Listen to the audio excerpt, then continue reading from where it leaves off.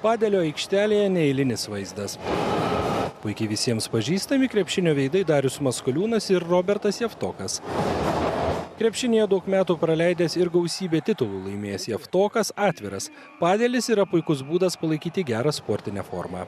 Man tai laiko praleidimas, tiek su šeima, tiek su draugais, nežinau, tiek, kaip sakau, tenisas, padelis, man visos stalo tenisas, visas, kas dabar su raketė susiejo, patinka, kažkiek to laiko investuoji ir kažkiek gauna žaisti. Kitas ilgametis krepšinio žaidėjas ir treneris Darius Maskoliūnas tikina, kad apie patį padelį išgirdo dar gerokai anksčiau, nei jis atsirado Lietuvoje. Pirmą kartą apie ją iš vis išgirdau iš Šarūno Marčiulionio, kuris šitą sportą ir atvežė į Lietuvą. Mes buvom susitikę Amerikoje ir sako, atvešiu naują sporto šaką. Tai aš tai pažiūrėjau skeptiškai, bet jisai buvo tikras ir gražu žiūrėjo, dabar matom, į ką tai peraugo. Padelio aikštelėje Maskoliūnas su Javtoku susitiko neatsitiktinai.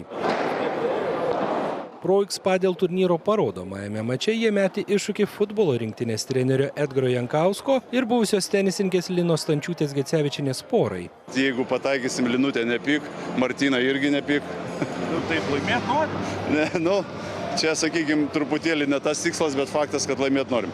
Buvusi pirmoji Lietuvos teniso raketė Lina Stančiūtė Gecevičienė tikina, kad yra nemažai skirtumų tarp padelio ir teniso. Taip, yra panašumų kažkokių, bet mano akimis žiūrint, tai taktika tikrai skiriasi ir vien jau tai, kad mažesnė aikštelė, sienos.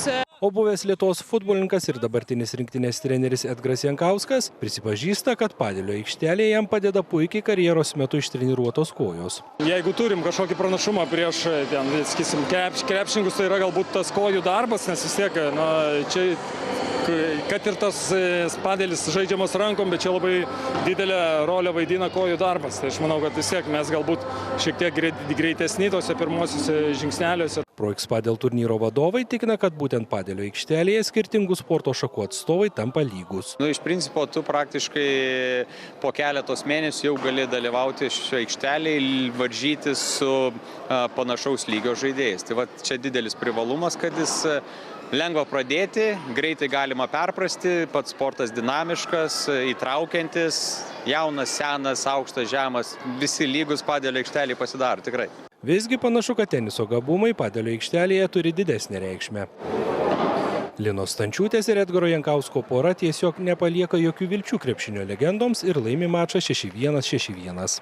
Sveikinu varžovai jūs. Tai žinoma, tai labai draugiškas rungtynės buvo. Tiesa, vilčių neturėję varžovai buvo kiek kitokios nuomonės. Mūsų apgavo, kadangi pasakė, kad čia ale parodomasis turėjo kitokį žaiskit fan, kad būtų linksma. Aš net batų neužsirišau.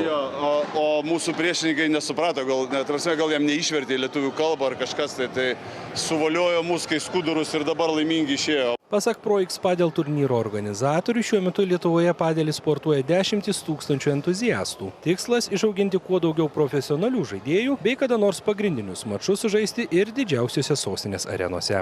Turim susidomėjimo iš užsienio šalių – Latvija, Estija, Suomija, kurie tie stipriausi padelio, tos šalies padelio čempionai nori atvykti čia varžytis, tai kodėlgi ne, gal nuo kažkokios arenos ir pradėsim. Pro X Padel turnyras į sostinę sugrįš gruodžio 12 dieną.